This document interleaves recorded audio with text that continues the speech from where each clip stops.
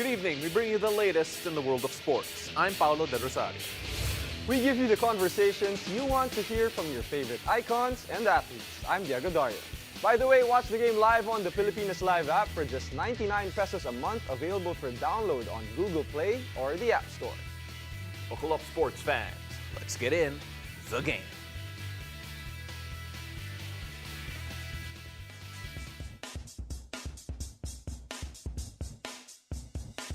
Well, the FIBA Basketball World Cup 2023 tips off in just 3 days. And the big men of Gilas, Pilipinas will be crucial in defending our home court. Now, to provide us with insights into maximizing their impact on the floor, we have with us former Gilas pool member, the son of a big man, Meralco Bolts guard, Aaron Black. Aaron, how are you doing? But he's not a big man though, he's a big point guard. He's a big guard. He's a big guard. Yeah. Good to be back with you guys. Yes, Aaron, sir. Yes, sir. We had your dad the other day, so this is really a competition between the both of you in terms of the insights that you could give.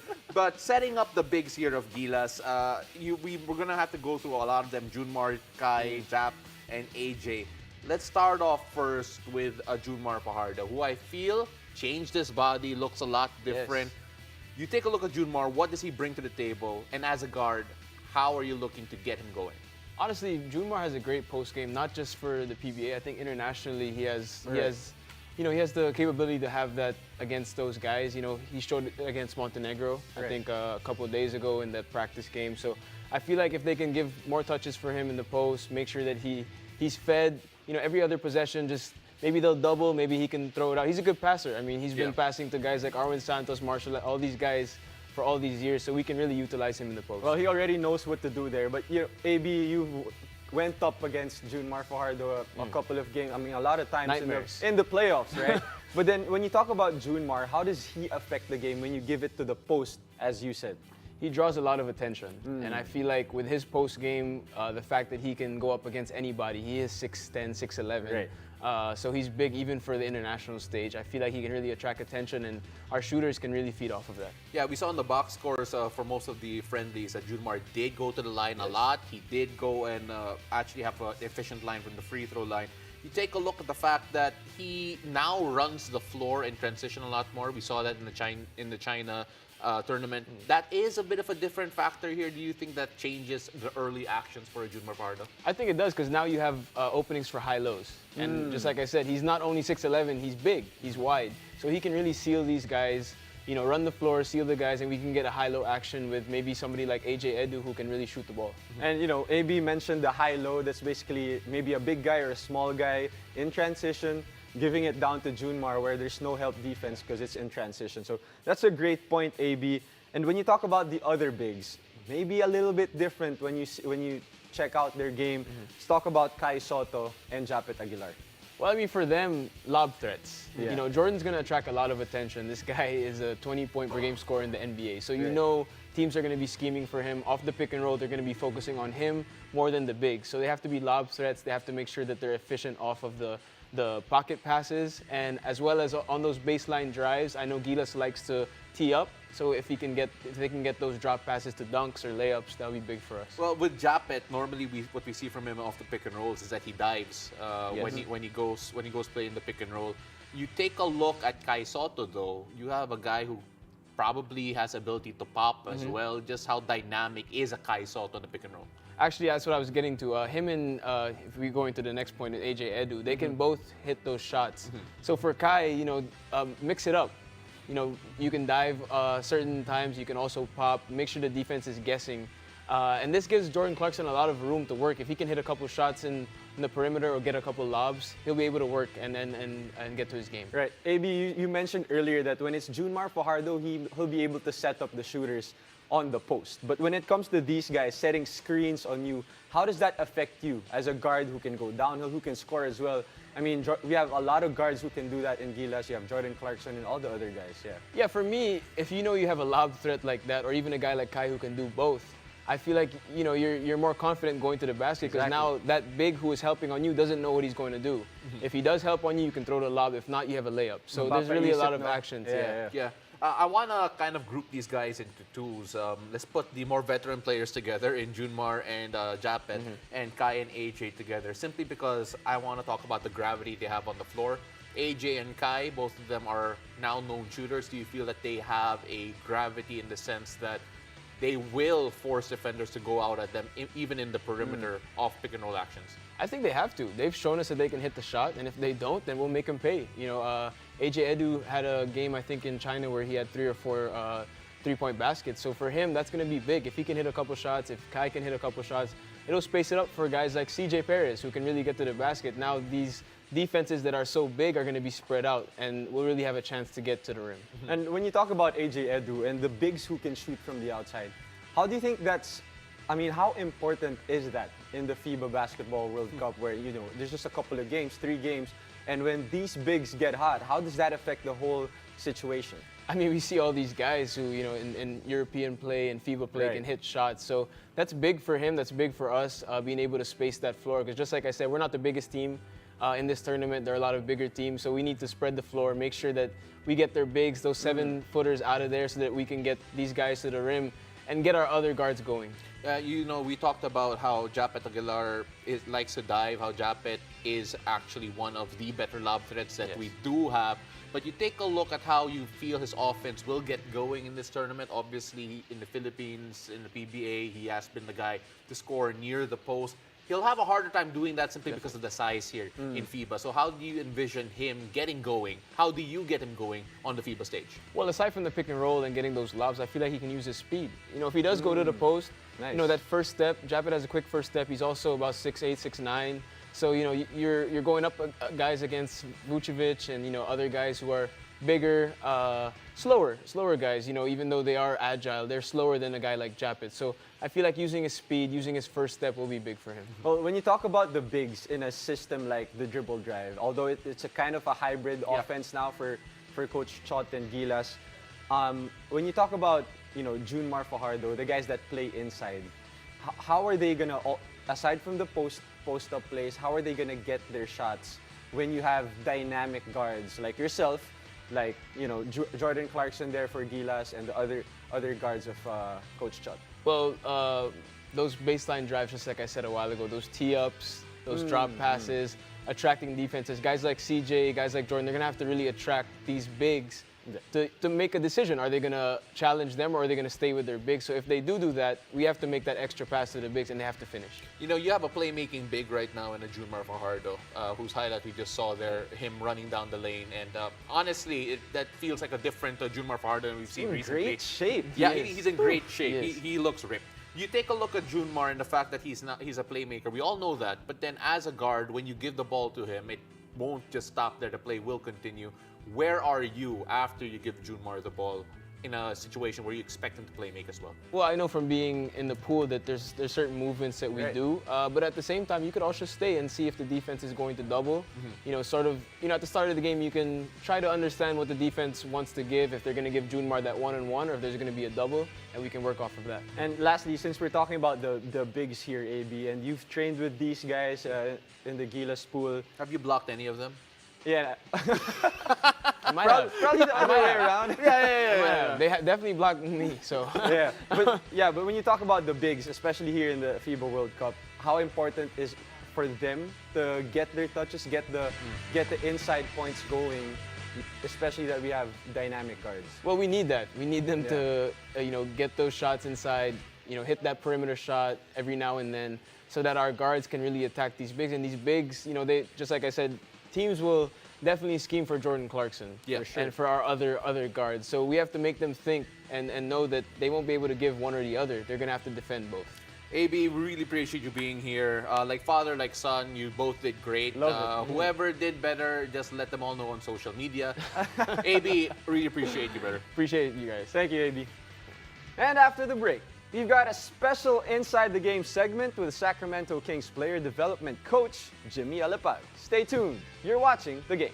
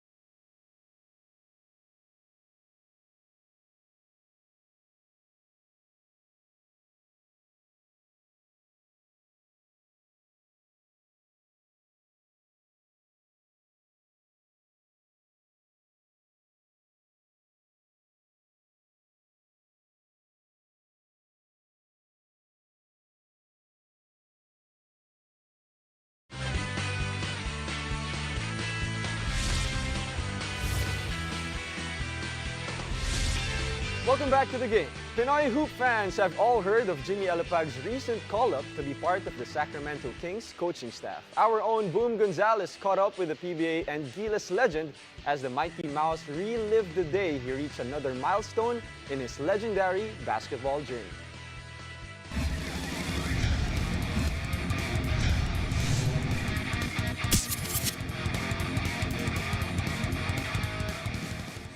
All right, hello everybody, and welcome to Inside the Game and special guest for tonight, the new player development coach of the Sacramento Kings and Philippine basketball icon, Coach Jimmy Alapag. Coach, brother, it's good to see you again.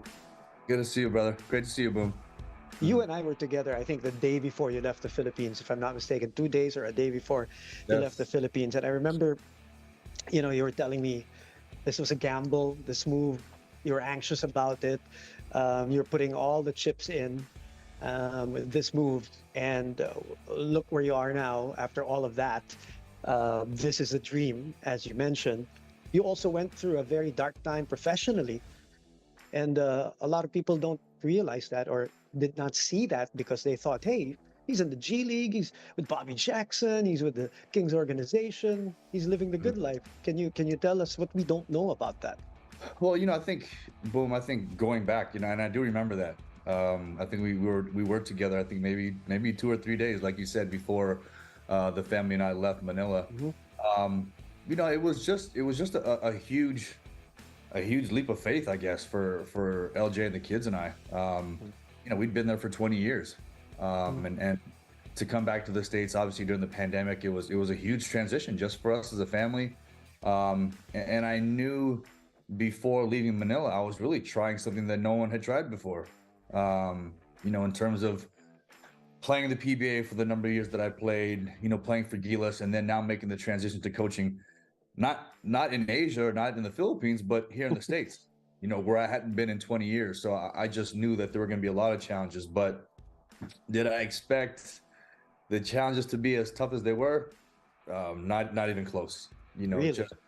Just because I hadn't been here in the States for so long, and it's kind of a out of sight, out of mind sort of thing, coming back. But, obviously, getting a chance to connect with Coach Bobby from, the first time that I spent the summer with the Kings, he's really extended family to me. And for him to offer the chance to join him on his staff in the G League was everything, and still is, because I wouldn't be in this position without him, without Paul Johnson, our former Stockton Kings general manager, who's also staying now with the Sacramento team. Those two were pivotal in just giving me an opportunity with the organization, the opportunity to grow and to learn. And the last 2 years have been amazing. When you found out about the opportunity to become a player development coach in the Kings, the NBA Sacramento Kings main roster, how long ago did you know that possibility was actually there? And then when it was finally announced, give me, if you can take us through that day and that phone call or email or whatever. So close to 6 weeks ago, I was getting ready for Summer League. I was going to be on Coach Luke Laux' staff. He's one of the assistants for Coach Mike Brown. Maybe a few days before official Summer League practice was going to start, had a conversation with Coach Brown, and he said, "Hey, I want you to focus on staying with Davion Mitchell for the offseason, to help him and help whatever he needs in preparing for training camp and obviously next season." And he just said, "Hey, are you good with that?" And I said, "Absolutely, Coach." Not really knowing what the job entailed. It was just, hey, you'll help Davion in whatever he needs when he's training, whether it's early morning, late at night. And he's a guy who loves to be in the gym. And so went to one team practice, went to our first Summer League game. But the 4 days that we were there, Davion and I were at the gym every morning at 6 a.m. Over at Menden Hall Gym, right in front of the Thomas and Mack.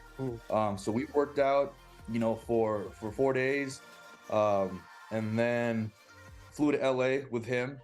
We worked out there at one of the practice gyms that he uses in LA, and then we're off to Costa Rica.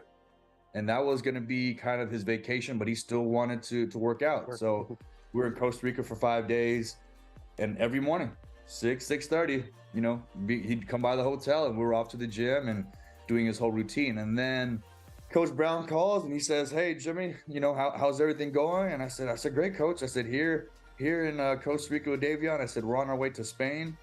I said, "But things are going great." I said, we're working, and I'm doing everything that I can to help Davion." He's like, "Well, great." And he just said, "Hey, I just want to be the first to let you know, it's been great getting a chance to know you better this past year." He said, "My staff and I, think really highly of you and how you work and what you do." And he said, "I just want to be the first to call and let you know that you're going to be on my staff, for next season." And I'll tell you, Wow. Boom, man, and I'm in the back of the van, so Davion's sitting in front of me, and tears are coming down my face. I can't even finish the conversation, and all I could say was thank you. And I said, "Coach, thank you for the trust, and thank you for the opportunity." I said, it's a huge blessing for the family and I. And literally, like, I could barely get that, out of my mouth, onto Sentence the out, phone. yeah. And he says, "No, Jimmy, excited to have you. Monty's gonna call you, and he goes, we're gonna get this thing going. Excited to have you, and looking forward to next season. We'll talk more, when you get back to Sacramento." And so, funniest part, Wow. I'm literally tears streaming down my face, Boom. And Davion sees me on the phone. He turns on, like, "Hey, man, are you good? Are you good?" And I'm sitting there and I'm wiping my face and say, "Yeah, man, I'm great." And so then I was able to share the news with him. Coach Brown says, "Hey, Monty will call you and discuss all the details." And it was so funny because literally as soon as we hang up the phone, Monty McNair, our GM, calls. He congratulates me. I'm not sure if him and Coach Brown were together, but he congratulates me, and he's like, "Hey, Coach Brown and I talked, and so excited to have you on board." He goes, "Hey, here's the contract details, whatever." He's like, "Do you have an agent?" And I don't have an agent. I said, Wow. Monty, I just need to call my wife." And and he's laughing. He's like, "No, sure, absolutely." So boom, I call LJ, right? And I'm like, "My love, like, we did it." So her and I are crying. Right. Kids are screaming in the background. And so I'm like, "Hey, Monty said, hey, I told him I don't have an agent. I just need to talk to you." And she's like, "Well, call him back. Why are you talking to me for?" So I'm like, all right, I'm going to call him right back. And so 5 minutes later, I call Monty back. He's like, "Yeah, is everything okay?" I said, "Listen, Monty, this is probably like the quickest turnaround, with everything." I said, "But no, we're great." And he's Let's like, do "Okay, it. we'll get the contract sent to you and have it done officially." And yeah, man, Oof. all of those emotions, man, of the last Wow. 2.5 years. And I think, Boom, the biggest thing was leaving Manila after almost 20 years. I was there for 19 years, and I think you and I talked about that. And that was probably the scariest thing for me, is that it's like, man, this has been home, and Manila will always be home. Right. After I met my wife there. 3 of my kids were born there. Right. Built some great relationships there on top of the basketball experience. And to leave all of that at, my goodness, 42 years old, during the pandemic and moving back, it was exciting to be closer to family, especially my parents, because they're getting older. And I was excited about the possibility of getting a chance to coach in the NBA, but really had no idea. What a story. Holy smokes. Coach, that goosebumps, that story. Amazing. Thanks for sharing that with us.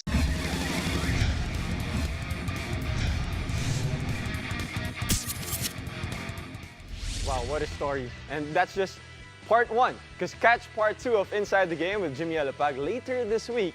We've got more sports stories with your favorite athletes after the break. Keep it here. You're watching the game.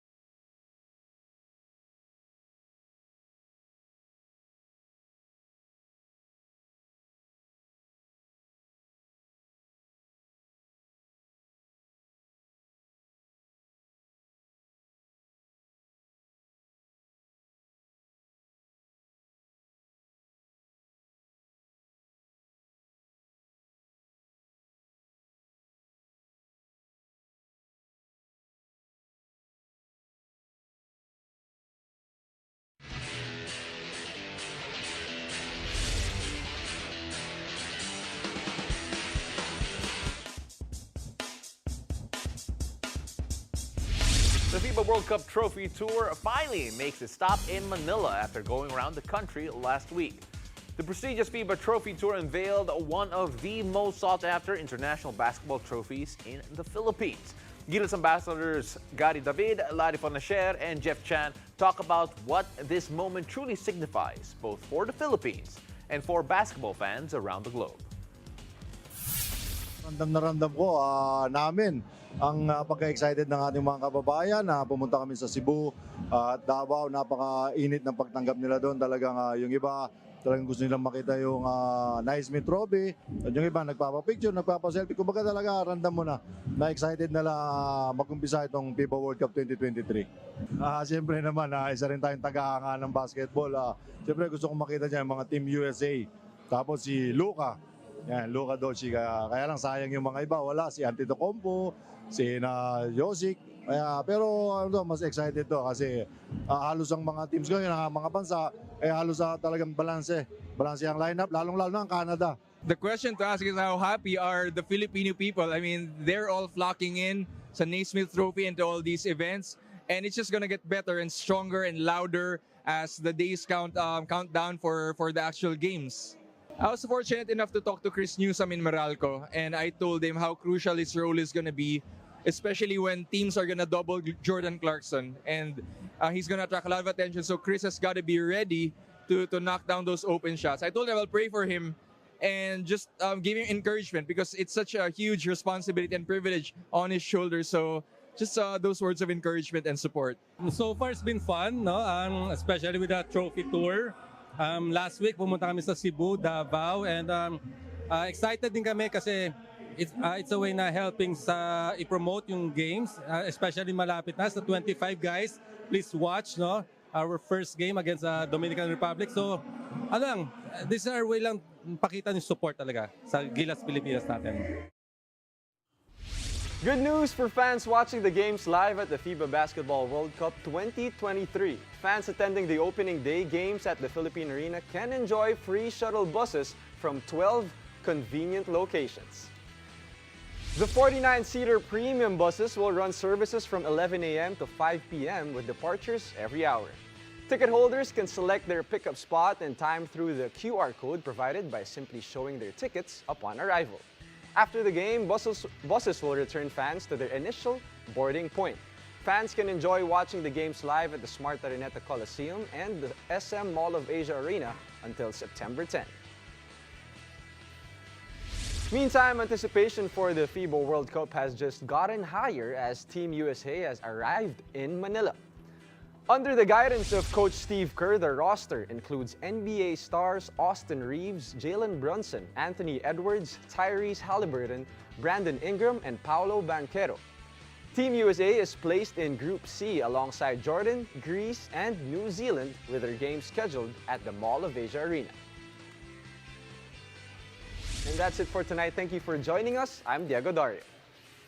Catch us weeknights here on One News and on the Pilipinas Live app, where you can watch us live and our past episodes on demand for just 99 pesos a month. Available for download on Google Play or the App Store. I'm Paulo De Rosario, and this has been The Game.